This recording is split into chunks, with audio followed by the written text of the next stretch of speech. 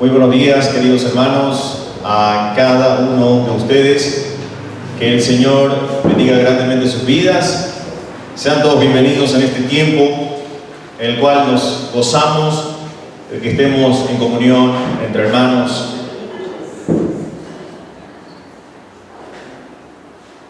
A manera de introducción, quisiera sumergirlos en el mundo del deporte, especialmente en el del fútbol. Existe una estadística reveladora y a menudo ignorada, la de la asistencia para el gol. Mientras todo el mundo celebra el gol del goleador, al que anota es el que se lleva la gloria, pero se ignora muchas veces que hay un jugador cuyo nombre aparece en letra pequeña y ha sido este el que dio el pase decisivo para el gol. Según un análisis del fútbol moderno, escuche bien, aproximadamente el 40% de los goles están precedidos por una asistencia clave.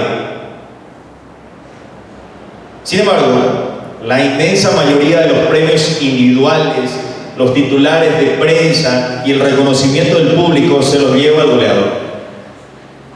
El asistente, el que hizo el posible gol, celebra brevemente y luego se funden en un abrazo colectivo, y su contribución esencial ha sido rápido, que ha sido opacado por el brillo del otro jugador. Ahora, esto, queridos hermanos, esta dinámica no es muy distinta a la que vivimos en nuestra sociedad e incluso en nuestras comunidades de fe. Vivimos en medio de una cultura obsesionada con el protagonismo. Todos quieren ser protagonistas. Todos en este mundo contemporáneo quisieran tener su nombre ahí en primera plana. Todo el mundo quiere protagonismo. Todo el mundo quiere ser una figura visible. Todo el mundo quiere tener un nombre sobre una marquesina. Ahora, hoy, queridos hermanos, nos vamos a adentrar en un pasaje de las Escrituras que desafía radicalmente esta lógica. El pasaje que vamos a estudiar esta mañana va en contra de lo que acabo de mencionar. Quisiera que abra su Biblia en Juan capítulo 3, versículo 22 al 30. El título del mensaje de esta mañana es el siguiente: la humildad del verdadero siervo. La humildad del verdadero siervo es el título del mensaje de esta mañana. Juan capítulo 3, Evangelio según San Juan capítulo 3. Vamos a abarcar esta mañana los versículos 22 al 30. Usted sígame con su vista, yo voy a dar lectura de esta porción de las Escrituras. Dice: después de esto vino Jesús con sus discípulos a la tierra de Judea y estuvo allí con ellos y bautizaba. Juan bautizaba también en Enón junto a Salim, porque había allí muchas aguas y venían y eran bautizados, porque Juan no había sido aún encarcelado. Entonces hubo discusión entre los discípulos de Juan y los judíos acerca de la purificación.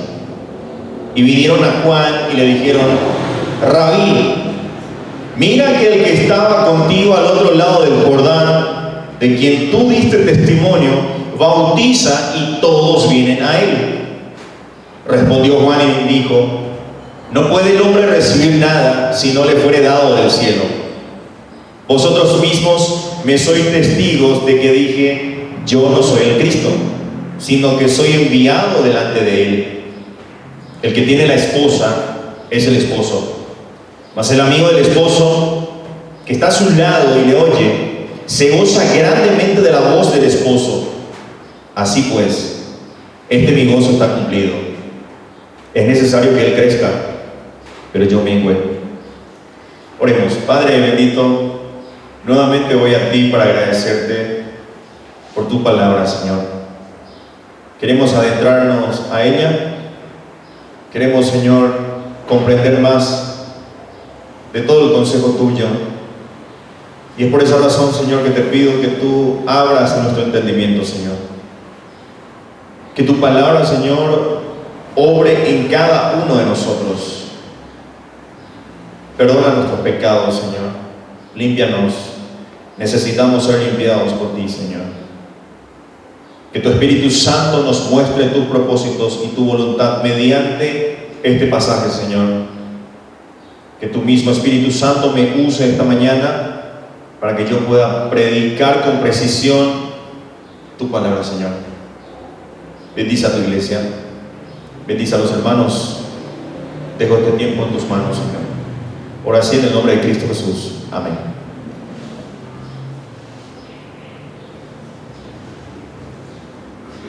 Nos sumergimos en un momento incómodo en este pasaje. Una conversación entre discípulos celosos y delante de ellos un maestro que está a punto de dar una de las lecciones más gloriosas sobre la verdadera grandeza del reino de Dios. Nos situamos en este capítulo 3, justo después del famoso diálogo de Jesús con Nicodemo y del versículo más conocido de la Biblia, Juan 3:16.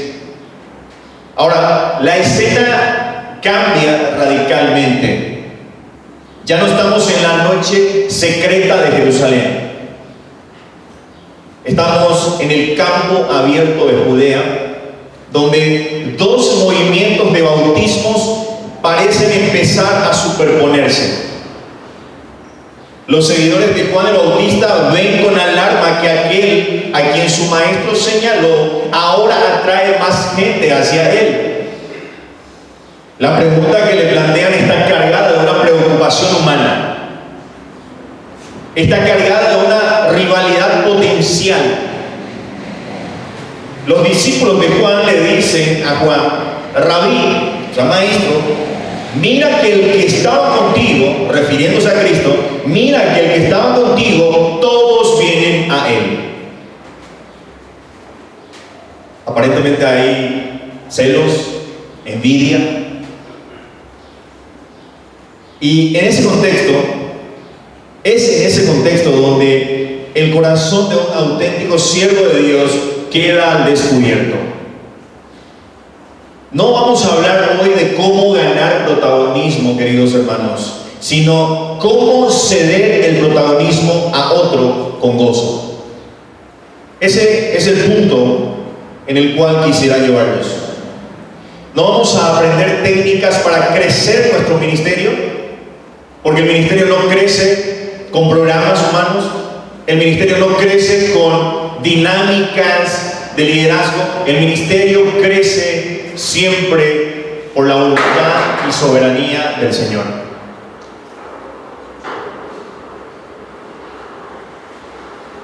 El teólogo D.A. Carson captó la esencia de este pasaje cuando escribió lo siguiente, y Carson dice: la humildad de Juan no es una virtud cultivada en la soledad, sino es la respuesta gozosa de quien ha comprendido de que su vida solo encuentra su significado como un dedo que señala a Cristo, y que ese dedo debe desaparecer de la vista cuando todos, dice Carson, finalmente miran al Señor a quien señala. Ante esta verdad, queridos hermanos, nos confrontamos con preguntas incómodas pero necesarias para nosotros. ¿Qué es lo que sucede en nuestros corazones cuando otro recibe el crédito por una obra en la que tú pusiste la semilla? Tú pusiste la semilla, pero otro recibe el crédito. ¿Qué tipo de motivación hay en tu corazón cuando sucede eso? ¿Dónde reside tu alegría más profunda? ¿En el crecimiento de tu nombre el de tu iglesia, el de tu reputación o en el crecimiento incontestable del nombre de Jesús, aunque eso signifique que tu perfil se difumine. Podríamos, como Juan, queridos hermanos, declarar con genuino gozo que nuestra satisfacción está completa, no cuando nosotros brillamos, sino cuando Cristo es exaltado. El problema de la iglesia contemporánea hoy en día es que todos quieren protagonismo. Todos anhelamos ser protagonistas, en donde en el reino, en esta hora que estamos, el único protagonista principal no es el pastor, no es el cuerpo de liderazgo, no es el anciano, no es el diácono. El protagonista principal del reino de Dios es Cristo Jesús, o al menos debería de serlo. Al menos debería de serlo. Te pido que prepares tu corazón, porque la palabra que viene no va a halagar tu ego,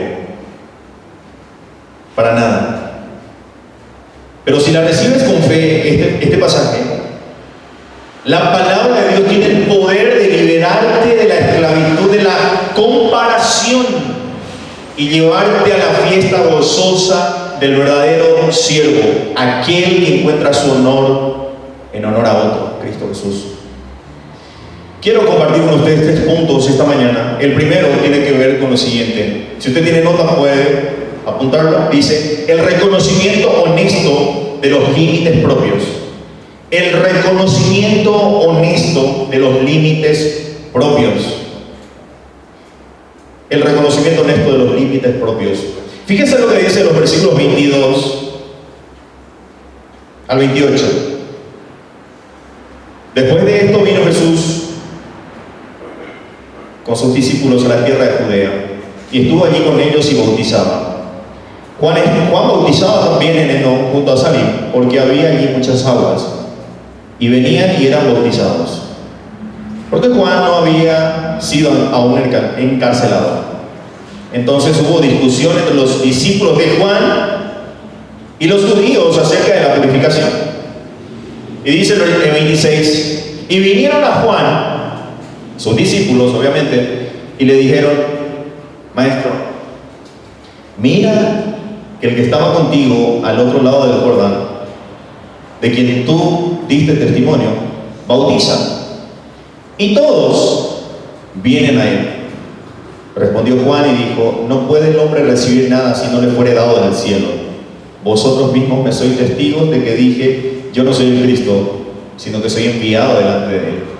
El primer punto: el reconocimiento honesto de nuestros propios límites. El drama nos sitúa en un escenario geográfico y ministerial significativo.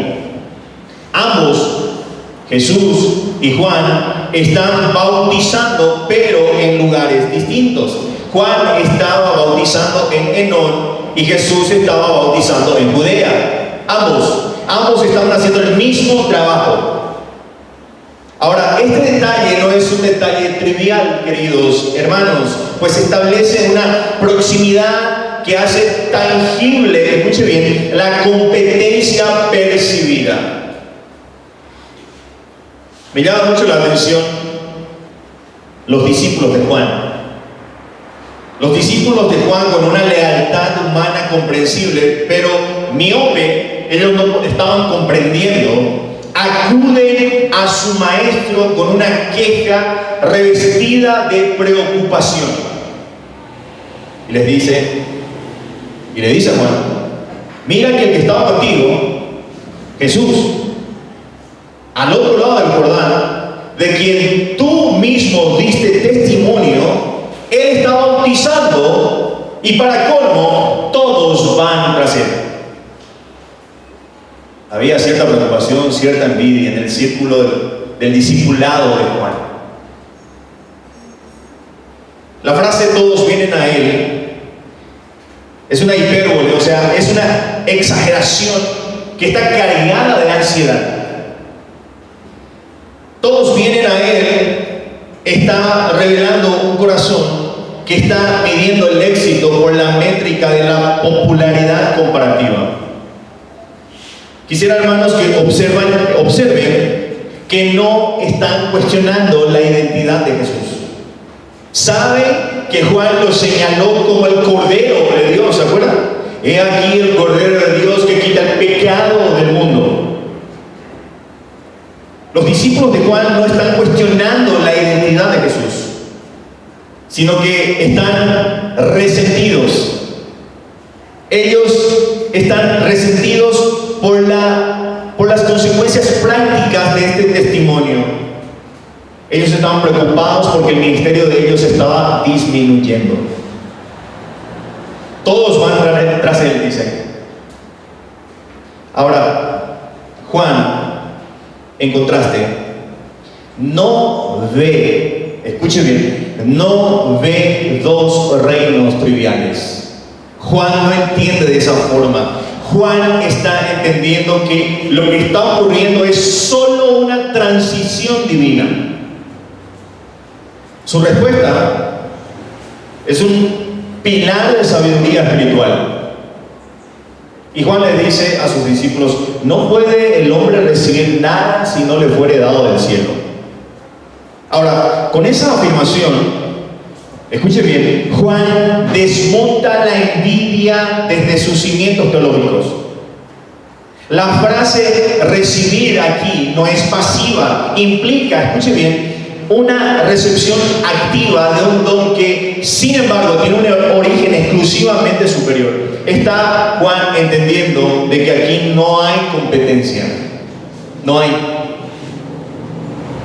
Juan está enseñando que el ámbito del ministerio no es un mercado de competencia. No lo es. Juan está entendiendo que más bien es un despliegue de la soberanía divina. Juan está entendiendo que ni su propio bautismo de arrepentimiento ni el emergente ministerio de Jesús son empresas humanas. No, Juan no está entendiendo de esa forma. Juan está declarando de que tanto el ministerio suyo y el ministerio de Jesús, ambos ministerios son dados del cielo.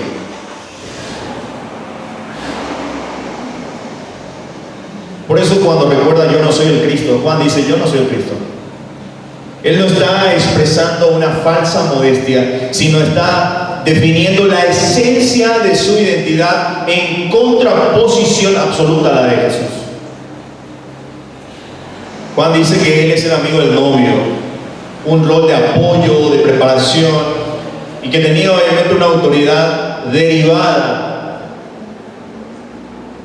Ahora, esto apunta, hermanos, directamente a Cristo, revelándonos como el dador soberano de los dones y el límite de todo ministerio.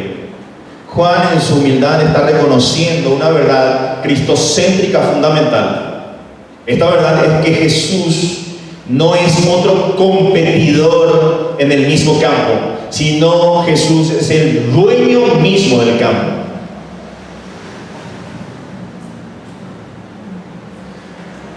El ministerio de Juan tenía un límite predeterminado por Dios. Preparar el camino para aquel que es el camino. ¿Se acuerdan? En los primeros versículos: yo soy la voz de uno que clama, prepara el camino. Yo no soy el Cristo, el que viene de mí es antes que mí, porque yo soy después de él. ¿Se acuerdan los primeros versículos? El ministerio de Juan tiene un límite temporal: preparar el camino para aquel, Cristo Jesús, que es el camino. Porque él más adelante, en Juan 14:6, se declara que no solamente es el camino, sino la verdad, ¿y qué más? La vida. La autoridad de Juan, hermanos, era derivada. Venía de alguien, de Dios. Era temporal. Tenía un límite.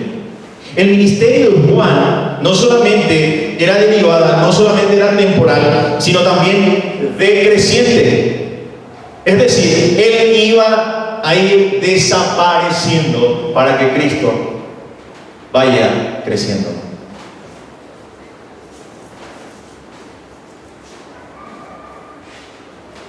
Queridos hermanos, esto, y me gustaría aplicar este pasaje para nosotros hoy.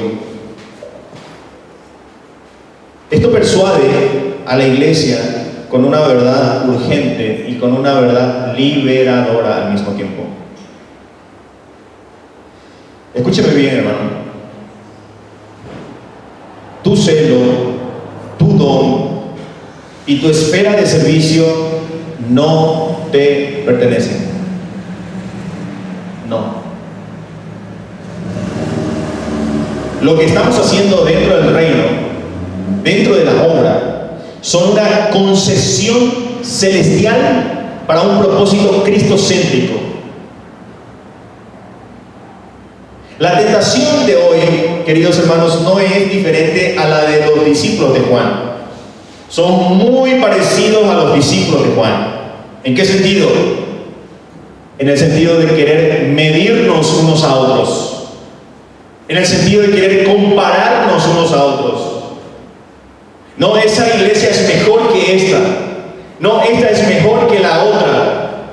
No, nosotros somos mucho más espirituales que la otra. Hermanos, no somos competencia con ninguna otra iglesia. Ni lo deberíamos pretender hacerlo. Porque no somos absolutamente nadie para llevarnos el protagonismo dentro de la obra.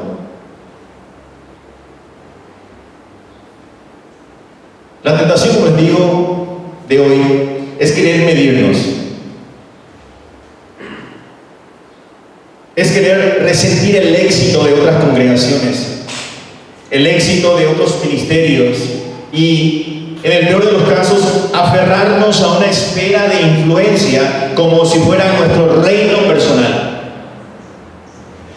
Pero el Espíritu, a través de Juan, nos declara esta mañana: no puede el hombre recibir nada si no le fuere dado del cielo. El hecho de que yo esté predicando aquí hoy, esta mañana, es por gracia. No es que sea mejor que otro. No. Soy el más digno de todos y aún así he sido escogido para la predicación de la palabra del Señor. Y déjenme decir, hermano, de que dentro del reino, todos, absolutamente todos, tienen por lo menos un don que el Señor le ha dado. ¿Para qué? Para que ese don, según Pablo en Efesios, sea usado para edificación de los santos. Imagínense si todos somos predicadores dentro de la iglesia. Imagínense que dentro del cuerpo humano, o en el cuerpo humano, todos sean ojos o todos sean brazos. No. Cada uno tiene un don que le ha sido otorgado por gracia para que éste sea usado dentro de la obra del Señor. Y para que de esa forma, como cuando usted trabaja dentro de la obra, su trabajo termine glorificando al Señor. Hermanos, no tendríamos que compararnos con ningún otro ministerio. No deberíamos compararnos con ninguna otra iglesia. El Señor tiene un plan, el Señor tiene un propósito para cada iglesia, para cada congregación. Él tiene un propósito. Y el propósito principal es señalar al dueño, Cristo Jesús. Ese es el mayor de los trabajos.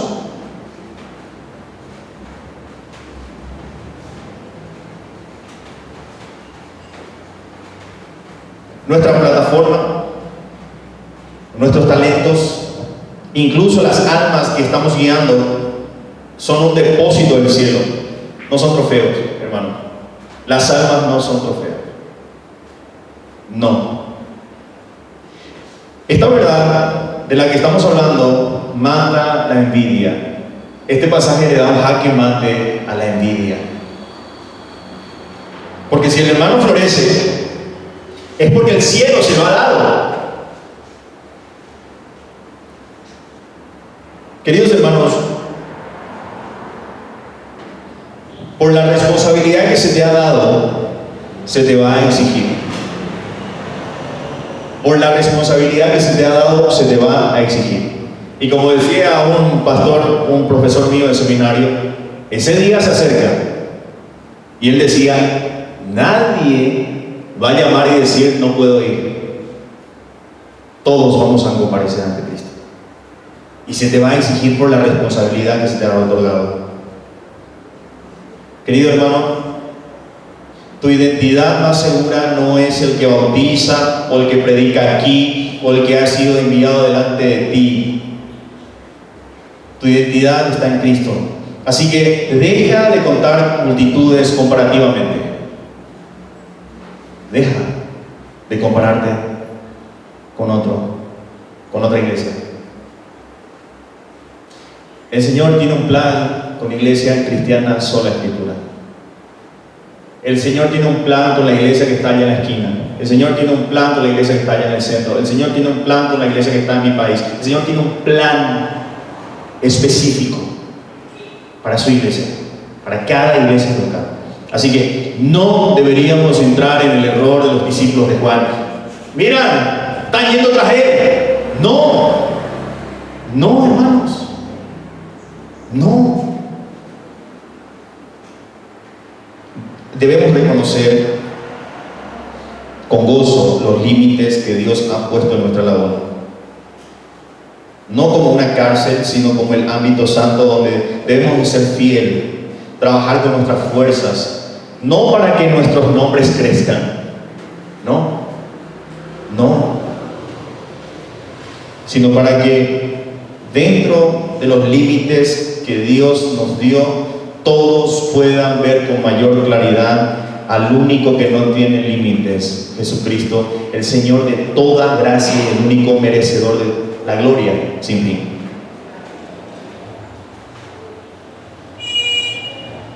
Amén, hermanos.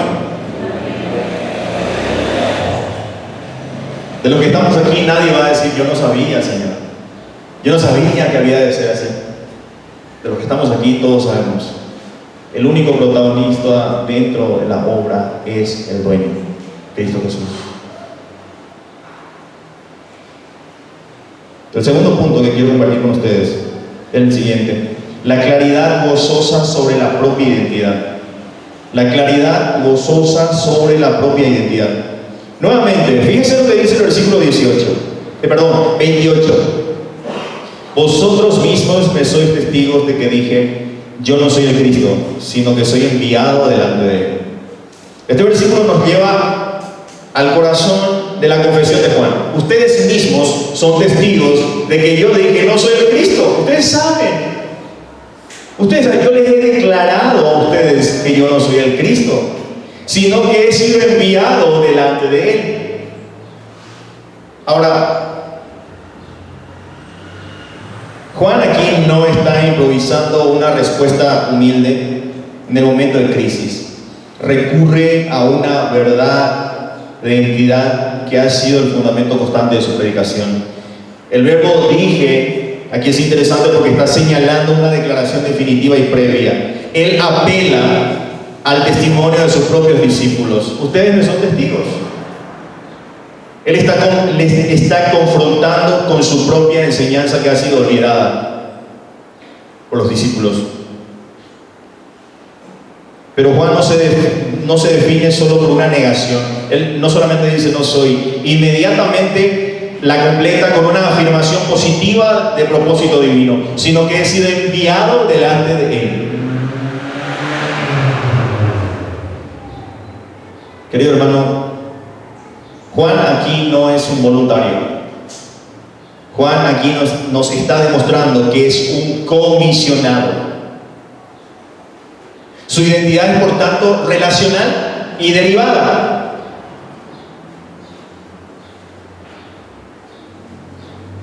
Este versículo es la clave que desbloquea la envidia de los seguidores de Juan. Su confesión nace de haber olvidado quién es realmente Juan y por tanto, ¿cuál es la naturaleza de su éxito? Para Juan el éxito no es atraer más seguidores a sí mismo, sino preparar seguidores para Cristo Jesús. Y esa verdaderamente es la labor de un siervo del Señor. No es atraer seguidores a sí mismo.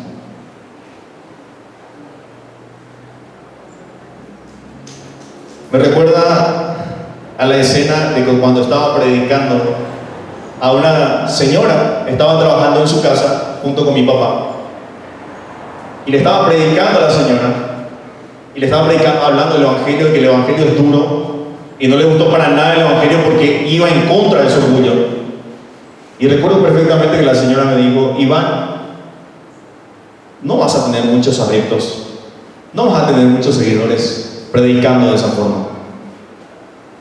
Y yo le dije: precisamente ese es el objetivo, no tener adeptos, no tener seguidores míos, sino que a lo que quiero llevar es a los pies de Cristo. No quiero atraer personas a mí, no. Debemos de ser el dedo señalador que apunta a Cristo. Nosotros no somos, como les digo, protagonistas, no tenemos arte ni parte en esto. Querido hermano,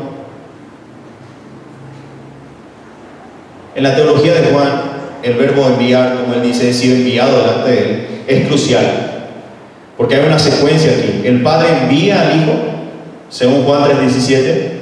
El Hijo envía a sus discípulos, según Juan 20:21. Y Juan el Bautista se sitúa en esta cadena de envío divino como el precursor inmediato. Ahora, ¿cómo aplicamos esto hoy? La crisis de identidad de la iglesia contemporánea es profunda. Confundimos muchas veces nuestros roles con nuestra esencia. Medimos nuestro valor por nuestra productividad ministerial y buscamos en el servicio la validación que solo podemos encontrar en nuestra posición como hijos amados del Padre por la obra del Hijo. El Espíritu Santo nos grita hoy desde este pasaje: recuerda lo que has dicho de ti mismo. Nosotros no somos salvadores de nuestra propia familia, no somos salvadores de la iglesia, no somos salvadores del barrio, de la comunidad. Nosotros no somos el Mesías de nuestro ministerio. Somos un enviado, somos un precursor, somos un testigo.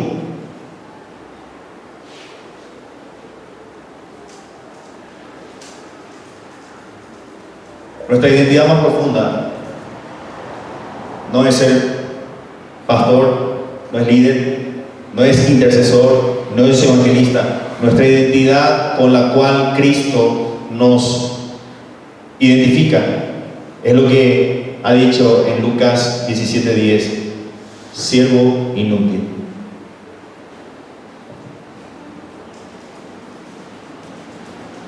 Nosotros no solamente somos siervos inútiles, según 2 Corintios 5:20 somos embajadores de Cristo. Según Hechos 1:8 somos testigos. Y estos títulos, todos, solo tienen significado en relación con el Rey a quien representas. Esta claridad gozosa, querido hermano, es gozosa porque nos libera de la carga imposible de tener que ser lo que Cristo es.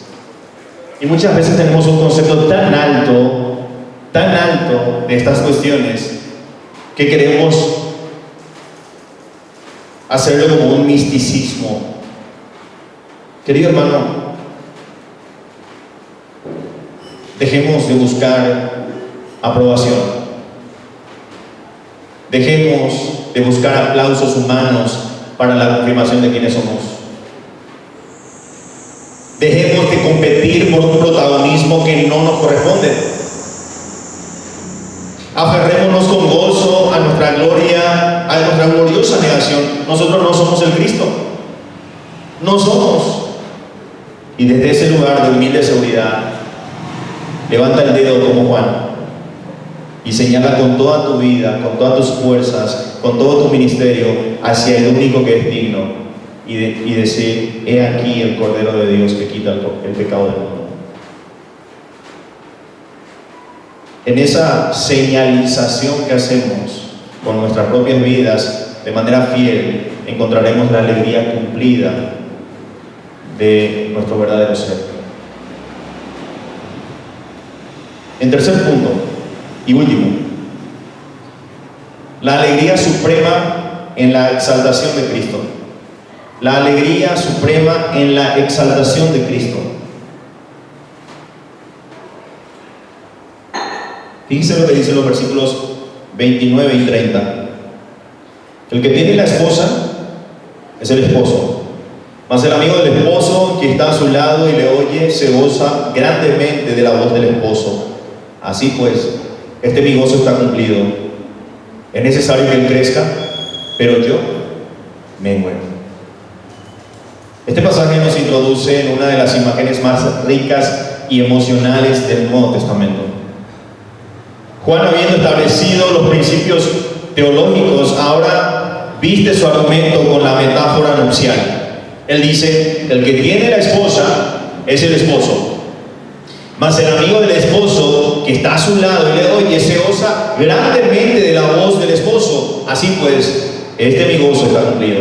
Ahora, para que entendamos un poco, el amigo del esposo en la costumbre judía no era solamente un simple invitado. El amigo del esposo, escuche bien, en la cultura judía o en la costumbre judía, era una figura de confianza. Escuche bien, era el responsable de los arreglos de la boda. El amigo del esposo. Algo más, el amigo del esposo era el intermediario entre el novio y la novia. Era el encargado de custodiar la cámara nupcial. Escuche bien. Era una responsabilidad, era un privilegio ser amigo del esposo. Ahora, el deber del amigo del esposo culminaba en ese entonces en llevar a la novia al novio y luego retirarse. Lo que hacen los padres con sus respectivas hijas, hacía el amigo del esposo. Lo metía para el casamiento, luego le presentaba a la novia y él se retiraba. Eso era en la cultura judía. Lo crucial en esto es que su mayor honor y su mayor alegría no era ser el centro de la fiesta. No, más bien el honor y la alegría derivaban de escuchar la voz del novio acercándose, sabiendo que su labor había tenido éxito. El verbo se goza grandemente está denotando una alegría que lo invade, que lo caracteriza en ese momento culminante. Es ahí cuando Juan afirma: mi gozo está cumplido. Está indicando un estado de gozo completo. Está indicando un estado acabado y permanente como resultado de un hecho consumado. El novio ha llegado y ha recibido a la esposa. La culminación lógica y necesaria de esta alegría es el famoso principio rector del versículo 30. Es necesario que él crezca, pero que yo mengüe. Estoy estudiando un poco el término "es necesario". Aquí "es necesario" no está expresando una resignación fatalista. Él no se está resignando, no. Era una necesidad teológica y alegre del plan de salvación. El crecimiento de Jesús y la disminución de Juan no son dos procesos tristes y separados. El hecho de que Cristo haya ya emergido, haya ganado popularidad, y el ministerio de Juan y Juan mismo haya menguado, no son escenas tristes de manera separada, sino más bien son las dos caras de una misma realidad gozosa. El amigo se desvanece porque el esposo ha tomado su lugar central, y eso es precisamente lo que el amigo anhelaba.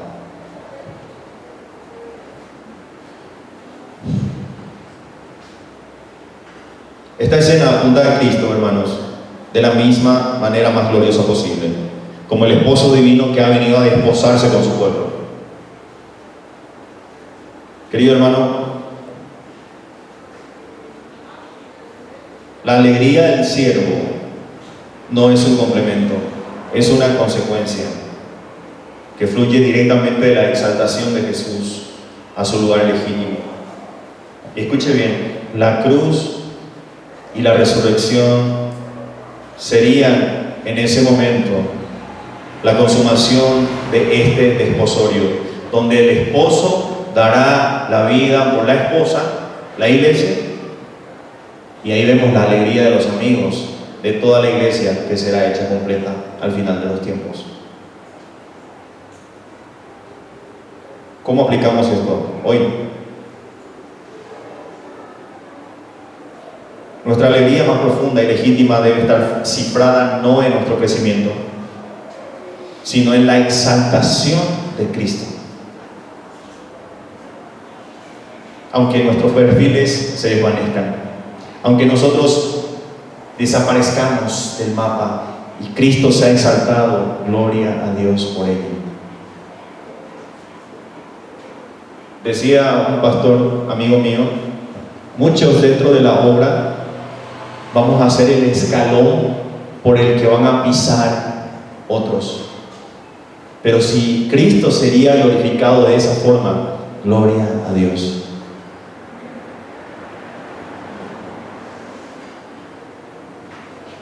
Hermanos, aquí yace el antídoto definitivo para el cansancio ministerial, la amargura comparativa y la búsqueda insaciable de reconocimiento. El Espíritu abiertamente nos confronta hoy. ¿Dónde está cumplida tu alegría? ¿Dónde? La iglesia está llena de amigos del esposo, llena, que en vez de gozarse al oír de su voz, muchas veces, ¿qué hacen? Murmuran porque la fiesta no ha sido entregada en su honor.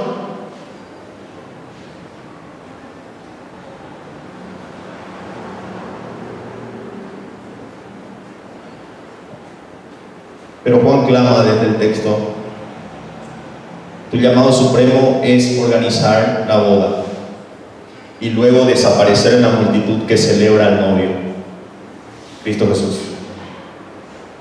Es necesario que Él crezca. Así que trabajemos, prediquemos, sirvamos, esforcémonos con toda pasión para que Cristo sea más visto, para que Cristo sea más amado, para que Cristo sea más obedecido aquí en Tarija, para que Cristo sea más obedecido en nuestras familias, para que Cristo sea más obedecido en nuestros propios corazones, y que yo mengue.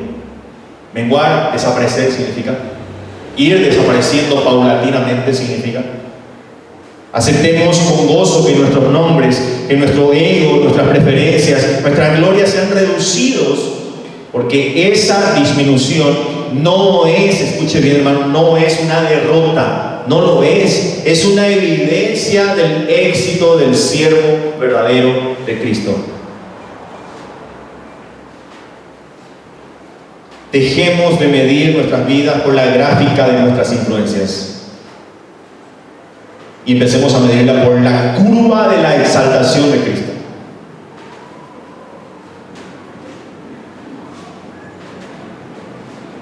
Querido hermano, que nuestras oraciones no sean, Señor, aumenta mi ministerio. Que nuestras oraciones sean, Señor, tú aumenta y que yo en todo disminuya. Esa debería ser nuestra oración. Entonces, y solo entonces, si oramos genuinamente de esa forma, solo entonces conoceremos la alegría cumplida, esa satisfacción serena, esa satisfacción indestructible que pertenece a los verdaderos amigos del esposo, los que encuentran en su gloria su más perfecto y eterno gozo. Tengo 5 minutos más Y quisiera dar una conclusión final. Hermanos, hemos caminado por el terreno sagrado de Judea. Hemos escuchado la queja ansiosa de los discípulos de Juan y hemos sido testigos de una de las respuestas más radiantes de toda la historia de la redención. Juan el Bautista, parado de la cúspide de su influencia, viendo cómo las multitudes empiezan a girar hacia Jesús, no clama por sus derechos, no alimenta su ego herido, no se aferra a lo que fue. En cambio, Él nos da un tratado en vivo sobre la esencia del discipulado. La verdadera grandeza del reino de Dios se mide, escuche bien, por la capacidad de disminuir con alegría para que Cristo crezca. Eso es la esencia dentro del ministerio, dentro del reino de Dios. La alegría suprema en la exaltación de Cristo es la consumación de todo propósito.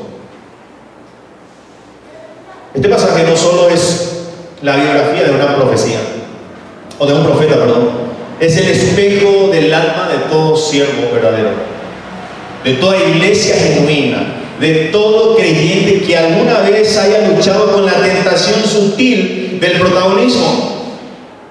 Todos hemos sido tentados a querer ser protagonistas, empezando por mí. Pero luego entendí y comprendí de que no se trata de mí. No se trata de mí. Se trata de Cristo. Y de que éste sea exaltado. La pregunta que retumba desde el Jordán hasta este lugar hoy no es cuántos te siguen, sino a quién estás señalando. Por tanto, hermanos, la palabra del Señor para nosotros hoy es una llamada a la acción humilde y gozosa. No es un llamado a hacernos menos, sino a hacerlo con un corazón transformado por esta verdad. Es una convocatoria a practicar la auditoría del límite. Esta semana, delante de Dios, hazle una pregunta en oración. Señor, ¿en qué área de mi vida, en qué área de mi ministerio, en qué área de mis relaciones estoy operando fuera del límite que tú me has dado? ¿Dónde estoy tratando de recibir algo que el cielo no me ha concedido? Y en segundo lugar, busca activamente el gozo del amigo del esposo. Tu tarea espiritual esta semana es identificar un momento en que Cristo fue exaltado y tú no recibiste el crédito. Tal vez fue una idea que otro compartió, un ministerio que floreció sin tu ayuda, un testimonio que no tiene tu nombre. En lugar de sentir la punzada del olvido, elige deliberadamente regocijarse cuando a otro le va bien. Da gracias a Dios diciéndole: me gozo porque tu voz, oh esposo, se oye en esto y mi gozo está cumplido. Hermanos, la gloria de Juan no estuvo en la multitud a las orillas del río, sino en el dedo que señalaba al Cordero. Su legado no fue una organización que perpetuara su nombre, sino una generación de discípulos, incluidos Andrés y Juan, que dejaron su lado para seguir a Jesús. La historia de la salvación no se construye con monumentos a los siervos, no. La historia de la salvación se construye solo con senderos que todos ellos han pavimentado hacia el único Salvador. Así que sal de este lugar y disminuye. Disminuye en tus conversaciones, cediendo la necesidad de ser escuchado. Disminuye en tus ambiciones, sometiéndote al señorío de Cristo. Disminuye en tu servicio, contentándote con todo, en todos los lugares escondidos, porque así como podemos glorificar al Señor, desde aquí enfrente podemos glorificar al Señor con una escoba, hermano. Podemos glorificar al Señor limpiando baños. Podemos glorificar al Señor trapeando, cocinando. No es solamente aquí, hermano. No es solamente aquí. Y si lo vas a hacer, hazlo no con tristeza, sino con el gozo festivo del amigo que al fin oye la voz del novio y sabe que todo ha valido la pena. Porque en el reino donde el último es primero y el siervo es el mayor, tu disminución es tu elevación. Y tu mayor gozo es ver a Cristo y solo a Cristo crecer por siempre. Amén. Que el Señor bendiga, hermanos. Vamos a ponernos en pie. Vamos a terminar esta parte orando.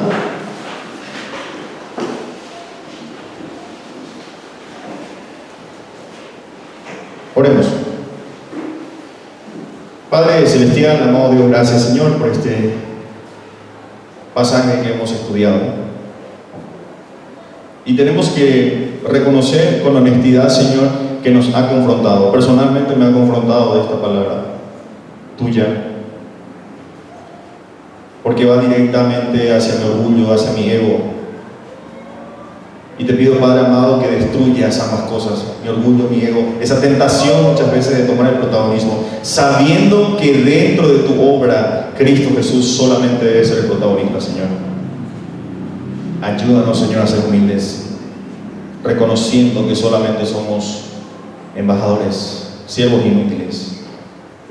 Ayúdanos, Señor, a señalar a tu Hijo Jesucristo con fidelidad. Bendice a mis hermanos que han llegado hasta aquí y han sido confrontados con tus palabras, Señor. Gracias por este tiempo. Perdona nuestros pecados, Señor. Ora así en el nombre de Cristo Jesús. Amén. Voy a pedir al hermano Nelson que pueda pasar a orar por las ofrendas. Hermano Nelson, por favor. Si es tan amable, usted con su voz privilegiada